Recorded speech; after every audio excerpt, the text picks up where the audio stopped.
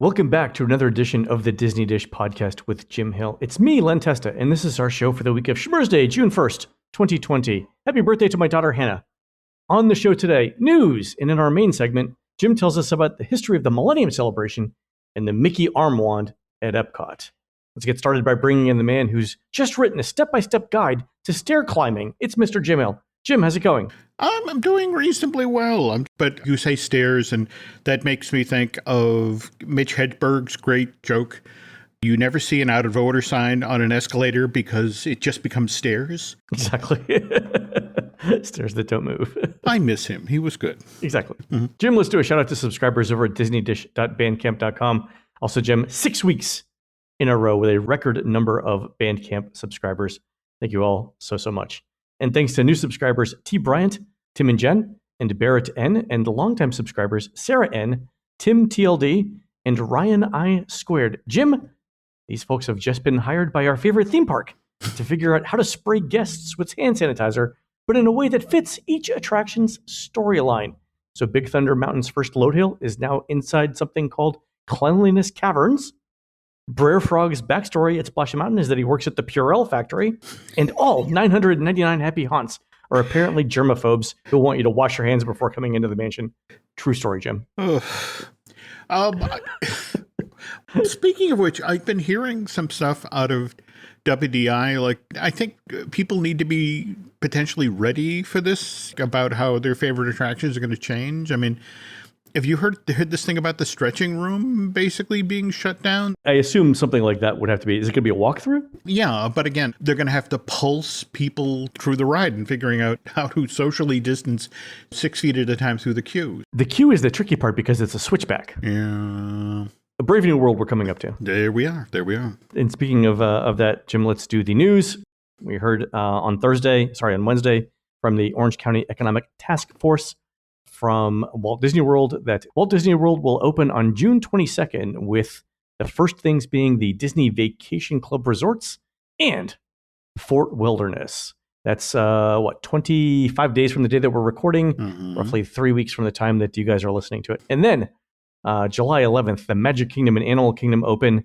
July 15th, Hollywood Studios and Epcot open as well. So let me pause there. Jim, was it a surprise to you that Epcot was actually opening this early? Epcot is, from an operations point of view, the problematic part between the fact that all of the nationals that you have to get back for the various World Showcase pavilions, coupled with just the sheer size of the place. Yeah, I have to admit, I'm kind of stunned to see it back. But again, we don't know how much of it is coming back. That's true. The other thing that I thought was interesting was the staggered opening times of the parks. So I believe that in order to space out guest transportation areas in the resorts, Disney is staggering the opening and closing times of the parks. Did you see this? So Animal Kingdom opens at 8. Okay. Magic Kingdom opens at 9. I believe the Studios opens at 10. And Epcot opens at 11. And then they start closing at 6, 7, 8, and 9. Interesting. Okay. Yeah, I didn't think of that, but that was very clever. Yep. Yeah. So that was something new as well. I think, Jim, going back to Epcot, and it was opening, if this had been a smaller park like Animal Kingdom or Studios and that much construction was going on, I think we would have seen it closed and not open till later. But the fact that Epcot is so big and it allows for easier social distancing, I think was a factor in it reopening. Gotta be. Yeah. Also, the other big news is that there is going to be a reservation system to get into the parks. So you'll have to reserve a slot to get into the park, like you do right now to get fast passes. Disney's said that guests with existing tickets for the days and annual pass holders get priority. To be determined, though, Jim, on how this is actually going to be implemented. They haven't said anything at all about whether you could park hop, for example. This will be a constantly evolving situation. The rules and the operational procedures for 1 week may change from week to week. You know it will. Yeah. Yeah, you know it will.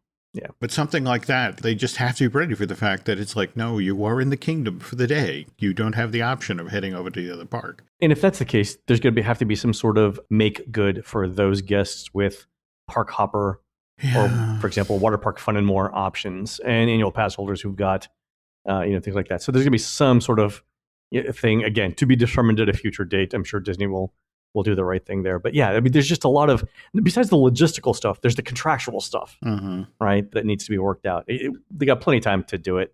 So we'll see. I did note, though, Jim, that new hotel reservations have been paused while they work out this reservation system. Yes. Brian from our team was redoing our reservations as Disney was talking, and we got our new reservations in just under the wire before the reservation system stopped. Yeah, it's kind of interesting to watch Bob Chapek out there actually talking about this issue, to the effect of we have this tremendous backlog of people who've already booked vacations, and they're our priority, but toward the future, we will address this. So, what do you think the park capacity is going to be to start with? I'm guessing if Shanghai opened at well under 20% of park capacity, I would expect the Magic Kingdom to do something, and the Animal Kingdom to do something similar. I'm thinking maybe 15% of park capacity on day one. Oh boy, yeah, and that would be relatively small. That's going to be like 10,000 people in the Magic Kingdom again, but got to walk before you can run. No, absolutely. But you probably heard the story out there about the relaxation spots. That's what they were called. Okay, I was trying to think of the name. Yeah. Yeah. So masks are going to be mandatory for guests ages 3 and up while you're in the parks and while you're in the public areas of the Disney resorts. Because Disney knows that it's going to be July when the parks open. It's going to be very hot. And we're not all used to wearing masks for 16 hours a day. There are going to be these in-park and in-resort relaxation spots. Basically, it's the COVID version of smoking areas, right? Yes, that's it exactly. But the challenge is where to, because again, face it. Yeah, where do you put them? Yeah. That's it exactly. For years now, Disney has been creeping down the number of smoking areas and putting them in less advantageous corners of the park or that sort of thing. Because again, they're trying to discourage guests who smoke, to come into the park and do that. On the other hand, this is this is different. This is different, and you don't have to go out of your way to accommodate smokers. And I think Disney's been clear on that policy, right? They've not. Yeah, but people with masks, yeah. So I was actually doing a TV interview over Zoom yesterday and got this question, like, where do you think they're going to do these relaxation spots? Yeah. And I blanked for like a good 10 seconds. The only thing I could come up with in the Magic Kingdom, Jim, was over by the bathrooms in Tomorrowland, where you've got enough space, behind the stage and stuff like that. Actually, I've been told of at least 2 spots. I mean, first of all, Tomorrowland Terrace, it's outdoors, it's undercover, naturally cool. Also, the building that the Diamond Horseshoe was housed in. Really? So they're going to do that? They're going to do that in an enclosed space? Well, no masks in an enclosed space? Or they'll keep the doors open? Yeah, you're dealing with folks who, it's Florida, there are heat issues. Oh, right. You want to be able to get them in a situation where they can cool down. There are places for them to sit down. Disney is very, very concerned about the narrative coming out of these first couple of weeks. And so they're going to bend over backwards to accommodate folks. And it's just sort of like, right now, they're actually looking for a space in Fantasyland to create this very same thing. You know how in Fantasyland you go through the gates to the Fantasyland forest? There's sort of faux wall there. Evidently, there's talk of actually putting up a temporary tent there with cooling fans and that sort of thing to create a space right in the middle of Fantasyland. The only problem with that, where those walls are, that's sort of like the main pedestrian thoroughfare for getting to that part. I completely understand, but the argument is that if you actually remember the layout of it, to the left and to the right are entry points. So that if you set up the tent directly in the center, I mean, you face it, anybody who's walking through Fantasyland who gets overwhelmed by, and needs a moment to remove their mask, the tent would be right there. And the thing that might make this work, though, is those, I'm looking at Google Maps right now, the satellite view of it, those entryways are sort of W-shaped. They could tent them, and there's enough space between the two W-shaped walls for regular guest flow. So if they wanted to do tents and misters on those W shapes to provide breaks for people, that's doable right there. And it's also centrally located. I mean, literally the middle of Fantasy. That is the argument. In fact, that's what they're doing for the walkthroughs. This is an issue that they're genuinely concerned about is going to be a hot button issue, that people are going to want to be able to take off their masks, and they're on vacation. They don't want to be aggravated or overheated. So real quick, is it too early to propose Tom Sawyer Island as a maskless free for all and call it Leper Cove. Is that too soon? Insensitive? It's the first thing that popped to mind, but I'm just saying sometimes my first impulses maybe shouldn't be said out loud.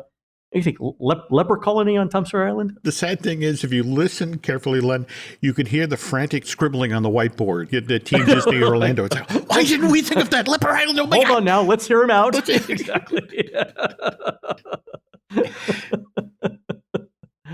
Actually, Tom Sawyer Island, maybe not a bad idea. Open air, wide spaces.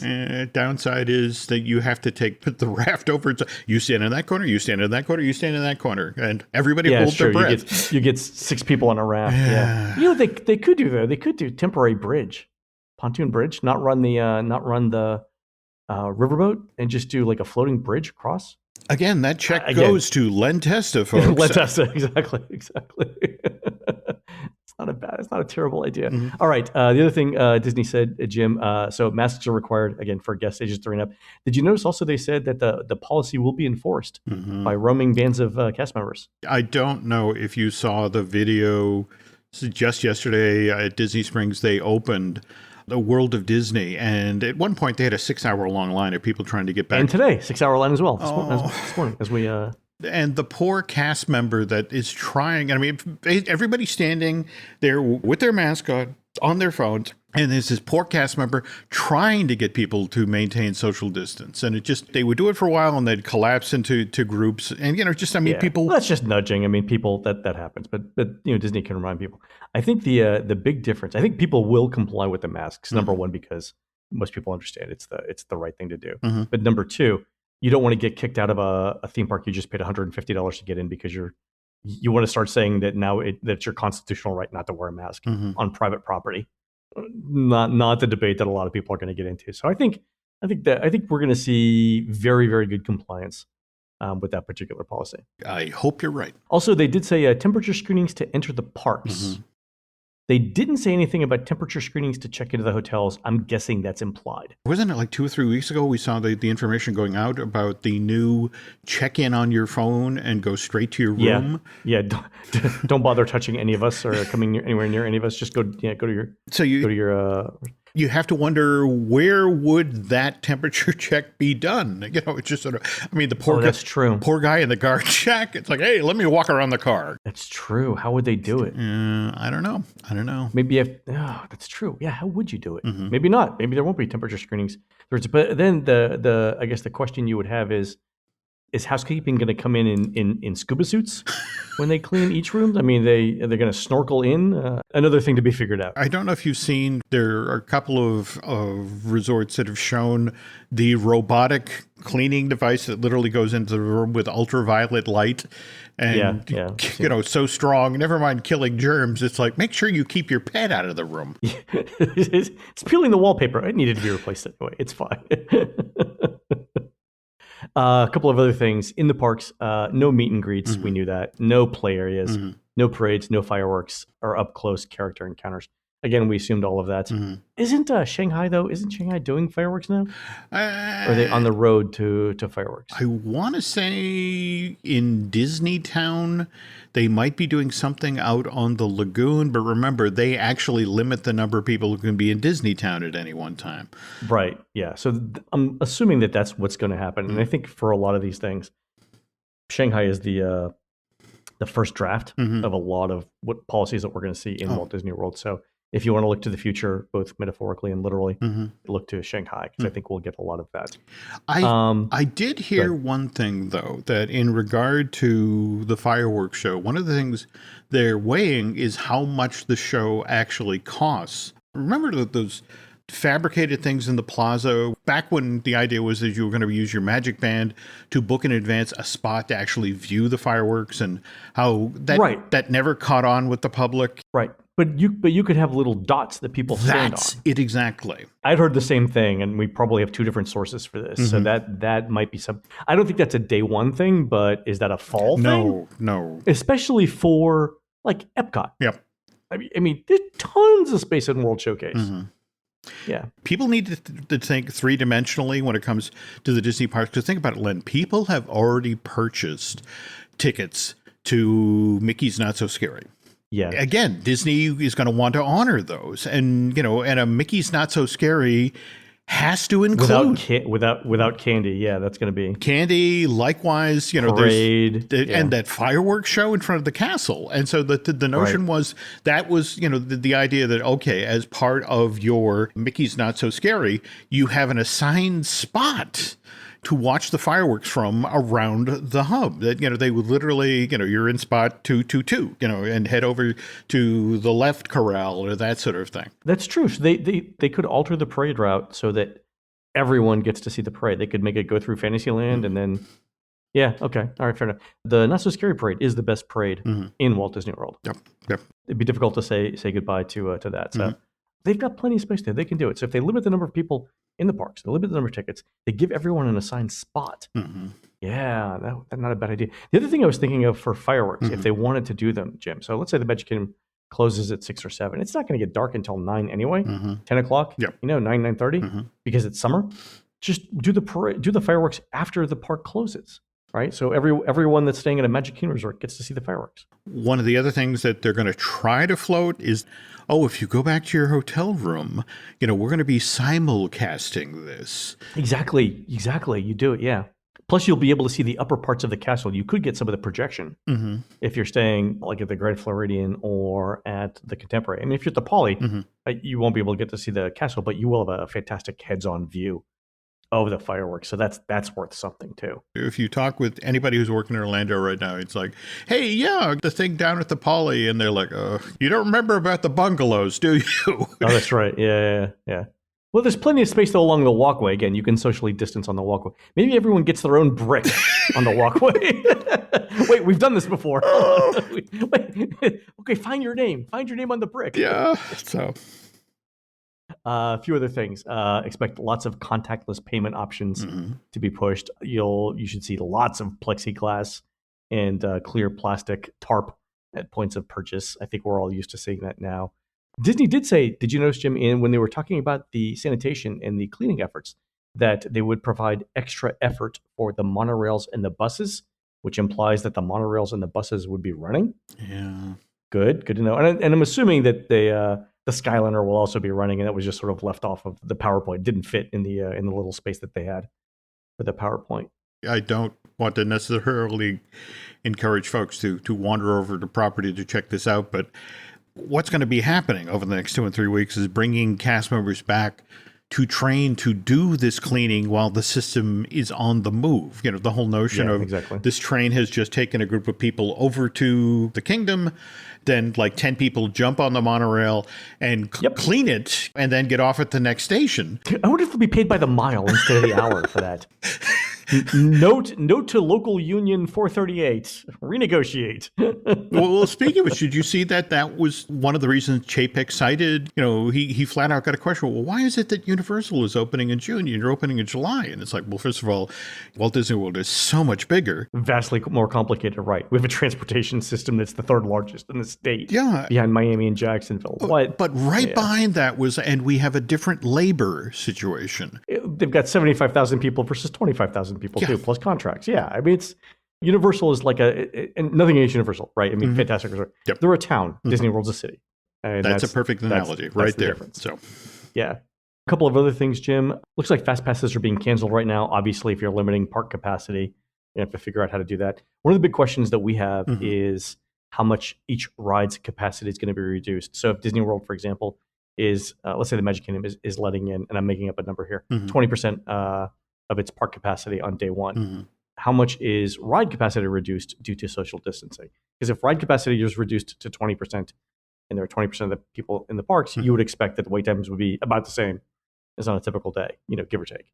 So that's yet TBD. I think for some rides like Peter Pan, Winnie the Pooh, the groups will be in each car. There may not be much of an impact in ride capacity, but on things like Small World or Pirates, where you can't fill every boat, you're definitely going to see much less capacity on those rides. Things like Big Thunder might be every other train car or every other row, something like that. Still got to figure that stuff out. Yeah. Also, Jim, the one thing I heard that Disney's trying to figure out too, and I don't know if we have if you've heard this as well, but a big question that they have on the thrill rides, like Rock and Roller Coaster, Big Thunder Mountain, and whatnot, is what happens if a mask falls off? My understanding is they have begun doing testing with that, to the effect of putting cast members on these things. Try this type of mask. Try this type of mask.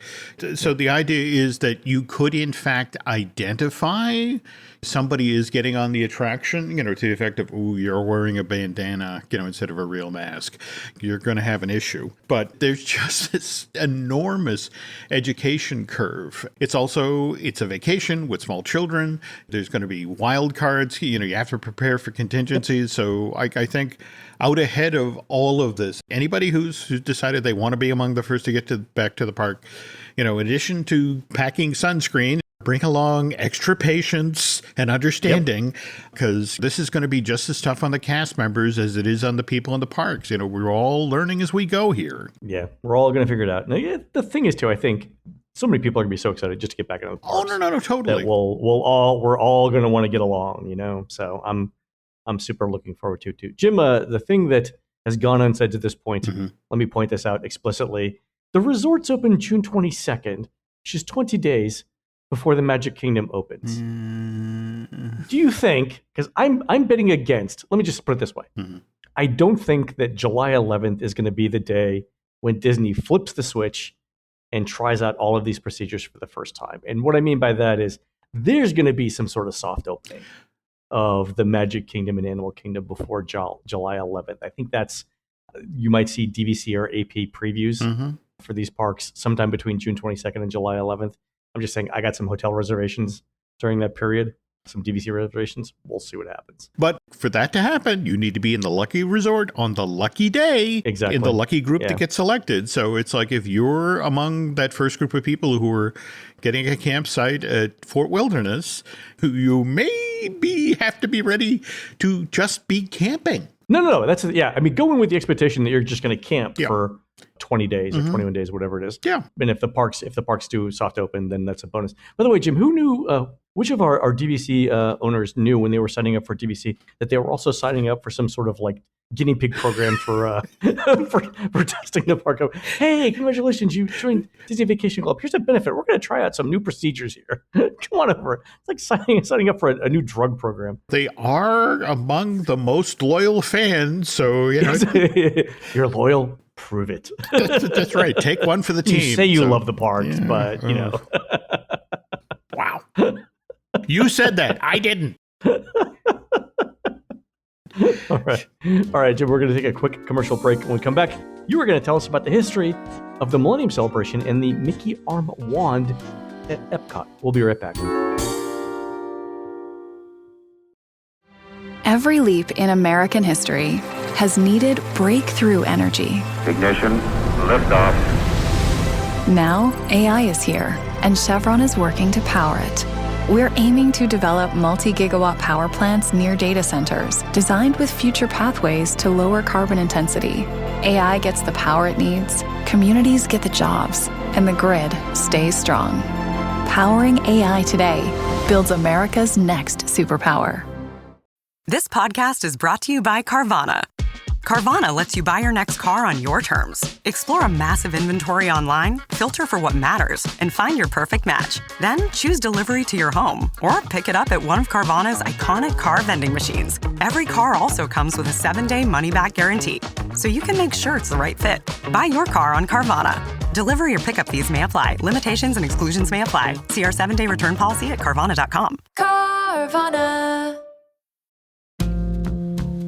All right, Jim. So the genesis of this story idea was that Epcot is going to be the home of the 50th anniversary celebration for Walt Disney World. And as part of that, you brought up the fact that the last time that Epcot was the center of a very big celebration was for the Millennium, for the year 2000, when it was the host park for all of those activities. And in the course of that, you and I were talking about show topics, and one of those was the Mickey Arm Wand at Epcot, and I said, we should talk about that.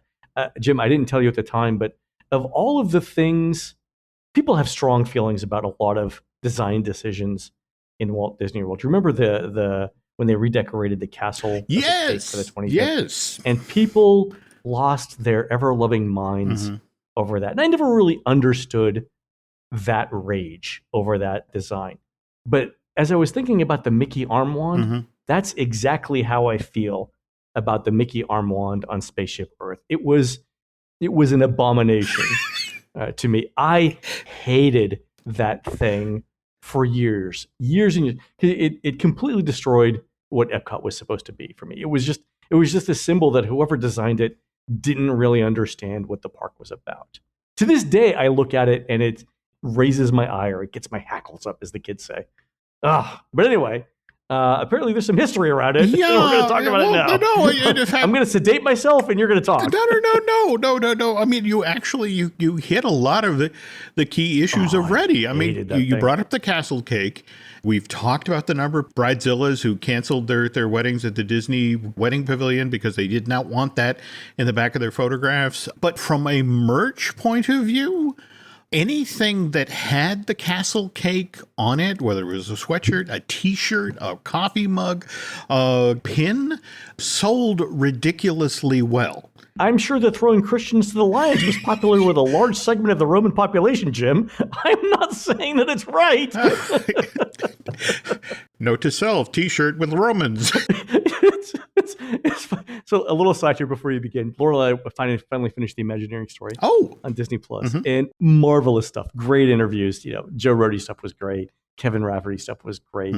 Just fantastic stuff. But there's only so much of Disney patting itself on the back that I can stand before I start to make smart-ass comments. So for me, it happened around the middle of episode 5 when they were talking about how story is integral and design is integral to everything that they do, and that they pay so much attention to detail, and everything has to fit seamlessly, or the guests will understand it. And every time somebody ended a sentence, every time Joe Rohde stopped talking for a second, or Kevin Rafferty stopped talking for a second, and I turned to Laurel and I said, "This is where we talk about Dinoland USA. Like this next segment, this is where we talk about Dinoland in this next segment. This is what's going to happen." And of course, it never did because I was being smart about it. But a fantastic series. I don't know. They did a great job. They definitely popped the hood on a lot of the history of the company and the design process and all that. But when you enter a Disney theme park, you may call it Main Street USA, but if you talk with the folks who are designing the park, they talk about the retail corridor. You are entering through a series of shops, and shopping and souvenir buying is a key part of the Disney World experience. So the Magic Kingdom got the 25th anniversary, and that was a 15-month-long celebration running from October of 96 through December of 97. And then, of course, comes 98, we have Animal Kingdom opening, so that's going to be the focus. And Animal Kingdom basically gets the first half of 1998, because the second half of 1998 is when Fantasmic is opening at Disney's Hollywood Studios. Is it really? So it's more than 20 years old. So is it older than Illuminations now? Illuminations had various incarnations, like the cast of General Hospital. It just keeps going. It's an organic thing that just parts come in, parts come out. It's all the same. Yeah, okay. So 1999 was supposed to be Epcot's year, and they were going to have their own equivalent of the 15-month-long celebration. Disney kind of fudged the Millennium. I mean, they started it in 1999, but Len, the Millennium really didn't begin till December 31st, 2000. What is time, Jim? What is time? Here's Epcot, and they're staring down the barrel of, okay, that's going to be our time.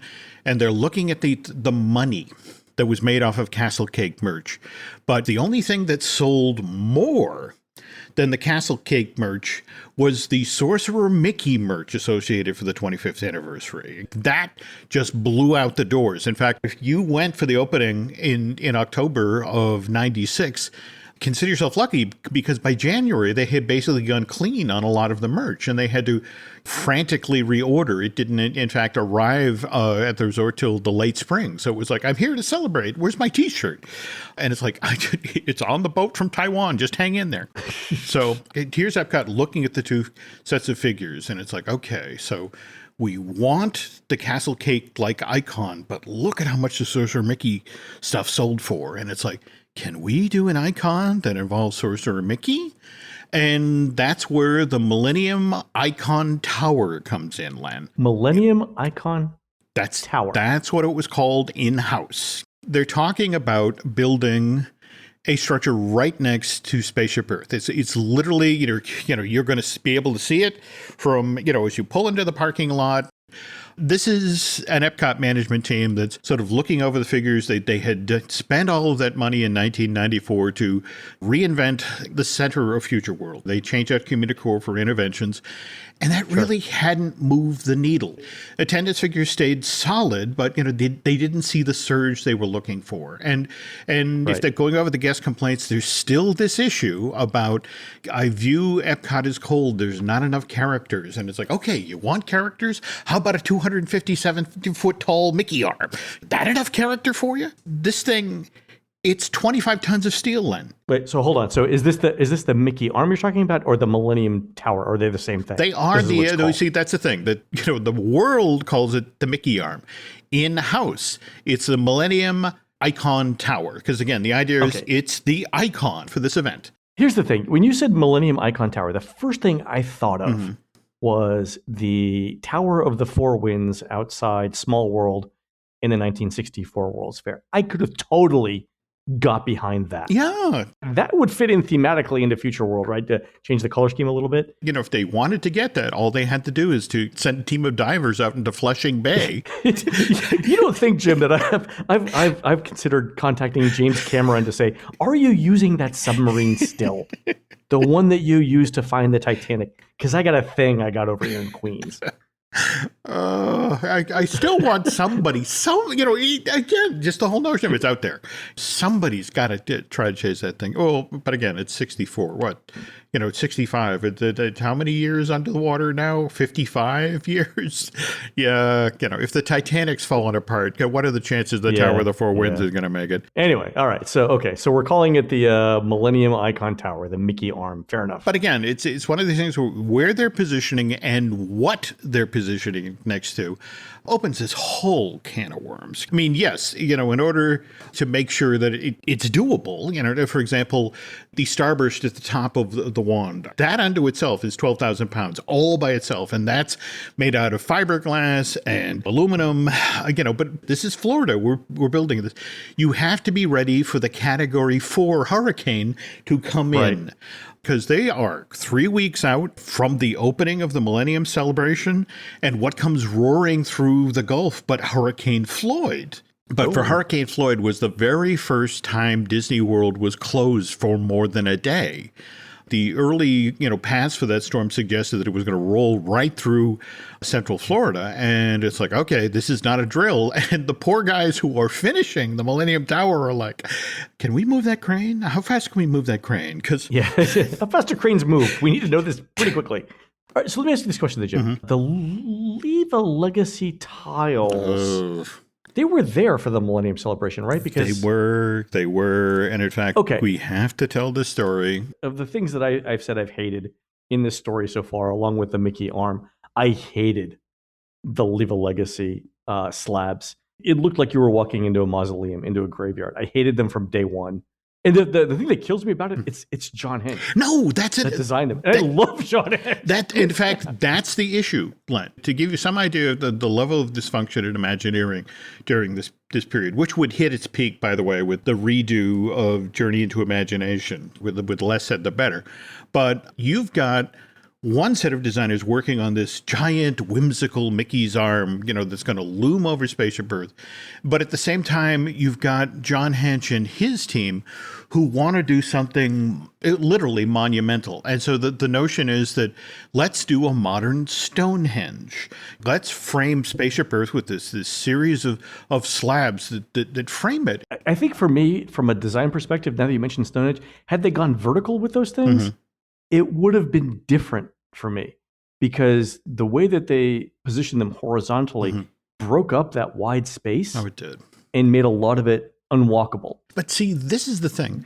There were so many young Imagineers who, when they were looking, when they put the two elements together, it's like, wow, peanut butters and anchovies, that's going to be great. Yeah.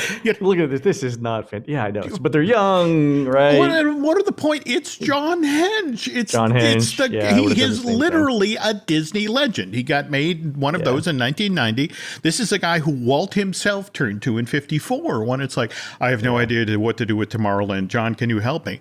How do we say no to John Hench? It's like saying no to Walt himself. So they kept figuring at some point somebody's going to kill this. And it's like, okay, so it got designed. And then it's like, oh, all right, then it got signed off on. And then it got greenlit. And then there was money. And then we're actually building this thing. And it's like, oh, my God. Yeah. Yeah. Will no one stand up and stop this? Yeah. Exactly. Yeah. I probably would have gone along with it too. But I think, terrible. And that lived for what, 20? Oh, it outlived the Mickey arm, which finally came down March of 2007, and it was gone in time for the 25th anniversary of Epcot. So Hurricane Floyd did go through. It didn't go through Central Florida, but it was still pretty windy. Well, they had sustained winds of over 55 miles an hour with occasional gusts almost up to 70.